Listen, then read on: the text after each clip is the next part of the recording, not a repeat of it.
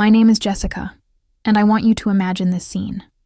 A polished dining room filled with relatives who've known you your whole life, all of them turning their heads when your sister, wearing a power suit that costs more than your car, announces that she's tripling your rent to $6,800. She stands there like a queen at coronation, her wine glass catching the chandelier light, smirk perfectly steady, voice calm and cold. She truly believed she'd just taught me a lesson, that she'd finally put the lesser daughter back in her place. What she didn't know was that in 20 minutes, everything she thought she knew about power, family, and ownership was about to combust. If you've ever been underestimated by someone who carries your same last name, this one's for you. Because sometimes patience isn't weakness, it's strategy waiting for perfect timing. Growing up as Lisa's younger sister was like living inside someone else's trophy case. She was the golden one from birth, Harvard Law, summa cum laude, a partner at 35, the walking embodiment of our family's expectations. The constant applause for her made it clear there was no encore left for me. I was the quiet one, the practical one, the one they called sweet at parties when they couldn't think of anything else. Did you hear Lisa closed a $10 million merger? Aunt Sandra would gush. Then the pity pivot, always the same head tilt toward me. And Jessica, you're still doing that property thing, right? Yes, I was still doing that property thing. And I loved it. I loved analyzing neighborhoods, measuring potential like puzzle pieces, walking through half-ruined buildings and knowing their value before anyone else did. But love didn't translate to prestige at our dinner table. Lisa was success. Was the cautionary tale. For 5 years, I rented a 2-bedroom apartment in one of Grandma's older buildings on Riverside Drive. Lisa managed it for the family pro bono, or so she reminded us every chance she got. My rent was $2,200 market rate. $2,200 market rate? $2,400. Her generosity was exactly $200 worth of bragging rights. Most people in your income range couldn't live in this neighborhood, she'd say, tossing that smug smile like change in a tip jar, and I believed her for a long time. I paid rent on time every month, even when the heat failed in January, even when she took 3 months to replace a dishwasher that flooded my kitchen. I never complained. In her script, I was the grateful understudy who never got promoted. But 3 years before that Tuesday night, Grandma changed everything, every Sunday afternoon. Before she passed, I sat at her kitchen table organizing her finances. She was 87, still sharp as glass, but she trusted me to make sense of the dense reports the bank kept mailing her. The two of us surrounded by stacks of manila folders. That's one of my happiest memories. One evening, the sky turning violet behind her lace curtains, she handed me a small white card, corners worn from years in her purse. "Your sister means well," she said softly, "but she doesn't see everything. Sometimes the quiet ones are the smartest, Jessica. Remember that when the time comes." I had no clue what she meant. Not then. A few months later, after her funeral, I found out. Her personal lawyer, the one Lisa didn't even know existed, called me privately. Grandma had left me a separate inheritance, off the books from the rest of the family estate. Nothing flashy, but enough to seed an investment. Enough to rewrite the hierarchy. The next 2 years were my transformation arc. While Lisa kept lecturing me about being responsible and more independent, I was studying market law at midnight, reviewing contracts, setting up accounts under a crisp new company name, Riverside Holdings, LLC. I stopped waiting for approval. I started building leverage. By then, I'd learned through public records that Grandma's old building, the one I lived in, was drowning under the weight of debt. The owner, different from Grandma's estate now, was desperate to sell. He needed to offload it quietly before foreclosure. So I made him an offer. A precise, fully legal offer backed by my inheritance, my savings, and a business loan I qualified for alone. He accepted. And just like that, through Riverside Holdings, LLC, I became the actual owner and landlord of the building my sister thought she controlled. Lisa never noticed. She was too busy shining in her own spotlight to check the property registry. She still flounced into family gatherings bragging about managing Grandma's portfolio, collecting a tidy fee for work I'd already automated. For 3 years, she collected imaginary credit, while I quietly collected actual rent payments. The irony fed me more than any victory ever could. Then came the night. Grandma's living room. 13 relatives. Dinner plates cleared, wine glasses refilled.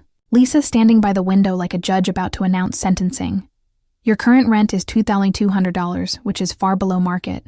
Comparable units on Riverside. Drive list between $6,500 and $7,000.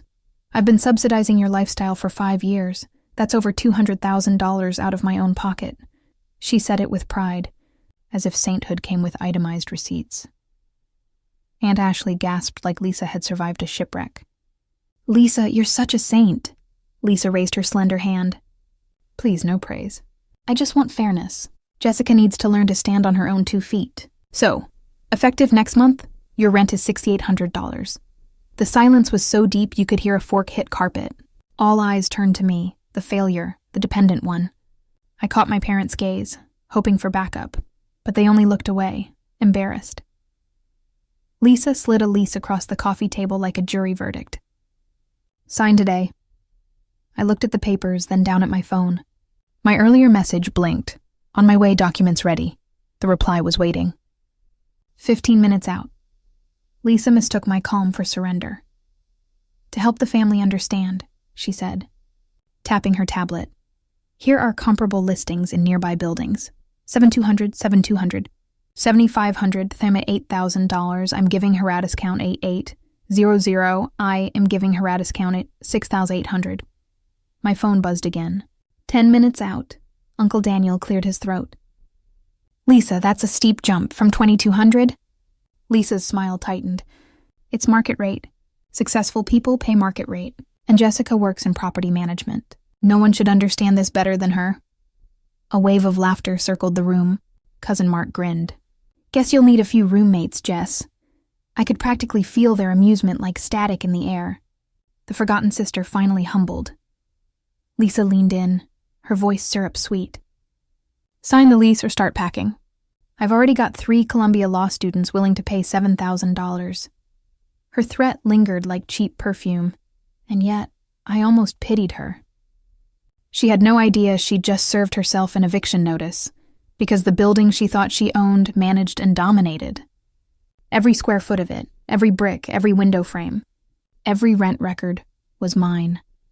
And tonight, in front of our entire family, I was about to prove it. The doorbell rang. Perfect timing. Lisa sighed impatiently. Who on earth comes by unannounced on a Tuesday? I stood, smoothing my sleeves, pulse perfectly steady. 15 pairs of eyes followed me as I walked to the door. When I opened it, a tall man in a crisp charcoal suit stepped forward, carrying a leather briefcase. Good evening, he said evenly. I turned toward the room. Everyone, this is Mr. Carver. Lisa's eyebrow arched. Your lawyer? She scoffed. Actually, I said smoothly, he represents Riverside Holdings, LLC. Mr. Carver set his briefcase on the nearest table, unlatched it, and began handing out identical, neatly stapled packets. His voice was calm but commanding, the kind of tone that makes everyone else in a room straighten instinctively. Good evening. I'm here on behalf of the ownership entity of this property, Riverside Holdings. He paused just long enough for the name to sink in. We have updated documents concerning the tenant leases for this building. A ripple of confusion spread across every face. Lisa's practiced confidence faltered. Her lawyer act vanished in the blink of an eye. She frowned, straightened her already perfect suit jacket, and asked the question everyone else was about to voice. Wait, she said. What tenants? Tenants, what is this? I manage this property. Mr. Carver adjusted his glasses with practiced precision. Notanimore, Miss Lisa. Riverside Holdings purchased this building 3 years ago. I'm here tonight on behalf of the owner to address some irregularities in the management. Lisa's face began to drain of color. That's impossible. I would have known about any sale. I would have been notified. I stepped forward, my voice steady, but loud enough for every single relative to hear. You weren't notified because you were never the owner, Lisa. You were just the manager. And you didn't know because you never bothered to check public records. You were too busy lecturing me about standing on my own feet to notice that I'd been building my foundation right under your nose. Whispers erupted around the room like small explosions. Cousin Mark muttered, Wait, what the hell is happening? My mother, Emily's eyes went wide with shock. My father Stephen's mouth actually fell open. Lisa turned tome, fury breaking through her shock like lightning. "You're lying. This is some kind of sick joke." Mr. Carver opened his briefcase and placed a thick stack of documents on Grandma's old coffee table, with a sound that seemed to echo through the suddenly silent room. Title deeds, tax receipts, renovation permits, property insurance policies. His voice was clear, professional, and devastating. All signed by the same person. Jessica Irving is the sole owner of this building and has been for 3 years. The room went absolutely silent. Even Grandma's old clock seemed to pause mid-tick. Lisa stumbled backward like she'd been physically struck. "No, this can't be happening. This isn't real." I looked her straight in the eye, and for the first time in my adult life, I didn't look away first. "You just tried to triple my rent on a building that doesn't even belong to you. You tried to evict me from my own property, Lisa. And you did it in front of everyone, thinking you'd finally put me in my place once and for all." The silence shattered with a dozen overlapping reactions. Aunt Ashley whispered, "Oh my God." My father cleared his throat, shifting uncomfortably in his chair. My mother's wineglass trembled in her hand. Lisa shook her head violently, her perfect composure crumbling like a house of cards. "This isn't fair. You tricked me. You." "No, Lisa." My voice was firmer now, stronger than it had ever been in this room.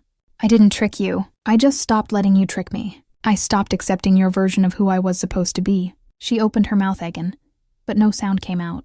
The power she had wielded so casually, so cruelly, had slipped from her fingers in an instant. For the first time in my life, I wasn't the overlooked sister. I wasn't the underachiever, the charity case, Theone who needed her handouts. I was Theone holding the deed, but I wasn't finished. "Mr. Carver," I said, my voice carrying a new authority that surprised even me. "Could you please explain to my sister her current residential status?" The lawyer consulted his documents with professional detachment. "Certainly. Miss Lisa Irving currently occupies Unit 4 under a month-to-month arrangement. As a tenant of Riverside Holdings, she's subject to the same rental agreements as any other resident." The gasp that erupted from the room was sharp, almost theatrical. Lisa staggered backward as though struck by lightning. My unit repeated, horrified. I folded my arms, years of humiliation, sharpening my words into surgical steel. "Yes, Lisa. You raised my rent in a building where you're just another tenant. Do you understand now? While you were busy performing superiority for everyone in this room, you were actually performing for your landlord." Aunt Betty whispered something that sounded like a prayer. Uncle Andrew muttered about karma under his breath. My cousin Mark, for once in his smug life, kept his mouth completely shut. Lisa's composure didn't just crack, it shattered entirely. "This isn't possible. I won't pay you a cent. I'll sue. You'll pay or you'll leave." I cut her off, my voice steady as granite. "The same choice you so generously offered me 5 minutes ago. The market rate for your unit is actually $7,500. I've been giving you a family discount at $5,500. But since you seem to believe family discounts are bad business," I let the implication hang in the air. She looked around the room desperately, searching for support that would never come. My parents sat frozen, finally unable to shield their golden child from consequences. My relatives suddenly found their shoes fascinating. For the first time in 32 years, they couldn't rally to her defense because she wasn't the victim anymore. I leaned closer, lowering my voice so only she could hear, though I knew every person in that room was straining to listen. "You thought you could crush me in front of everyone. You thought you could humiliate me one final time, but here's the truth, Lisa. While you were busy trying to climb above me, I was already standing higher than you ever knew." Her lips trembled like a child's. "You're being cruel." "No," I whispered back, feeling a lifetime of suppressed strength flowing through my voice. "I'm finally done being your victim." Mr. Carver closed his briefcase with a snap that sounded like a gavel striking wood. "That concludes my business for this evening. Miss Irving, you have my number if you need anything else." He shook my hand with genuine respect, nodded to the stunned audience, and walked out. The silence that followed was deafening in its completeness.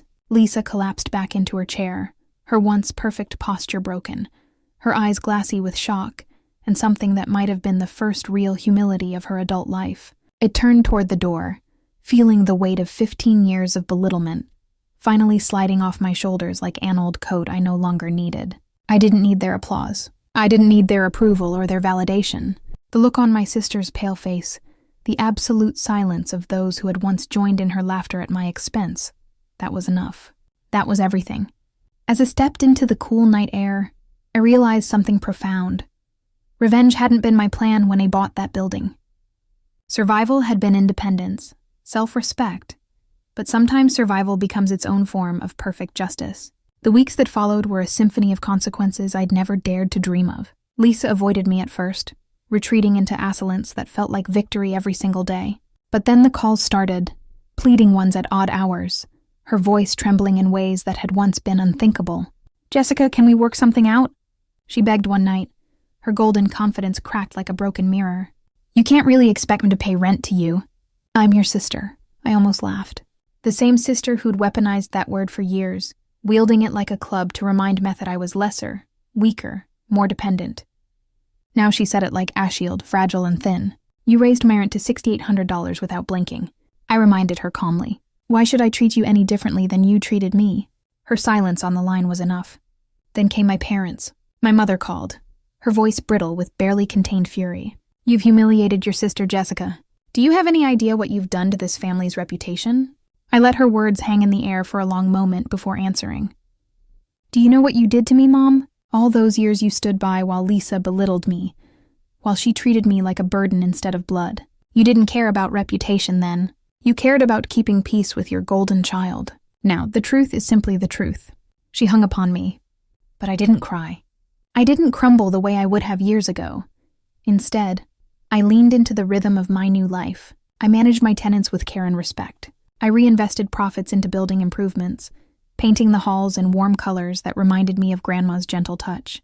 When neighbors stopped me to thank me for fixing things Lisa had neglected for years, I felt pride swell in my chest like sunlight. One evening, as I was locking up the lobby after meeting with a contractor about new security cameras, I saw Lisa standing on the sidewalk. Her arms were crossed, her face pale under the streetlight, and she looked smaller somehow, diminished in a way that had nothing to do with physical size. She didn't say anything at first, just stared at me like she was searching for the sister who used to shrink when she raised her voice. Finally, she whispered, "You've changed, Jessica." I met her gaze without flinching, without the old familiar urge to look away first. "No, Lisa, I've just stopped letting you control the story." She blinked as though the words cut deeper than any anger ever could. She opened her mouth to argue, to fight, to reassert some shadow of her old dominance, but nothing came out. She turned and walked away, her expensive heels clicking against the pavement, the sound fading into the night like the echo of everything she used to be to me. I stood there for a long moment, breathing in the quiet.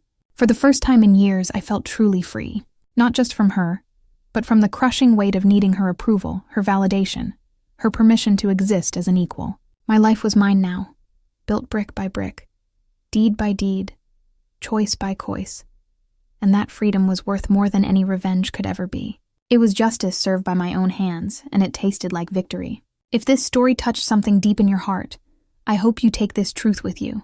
You're not defined by the voices that try to diminish you. You are not bound to the roles others force you into. Sometimes the greatest power you'll ever claim is the courage to own your story and stand tall in it, no matter who tries to cut you down. If you felt the fire of justice in Jessica's journey, smash that like button, share this with someone who needs to hear it, and subscribe for more stories of quiet strength, overcoming loud arrogance. Drop your own story of standing up for yourself in the comments. I read every single one.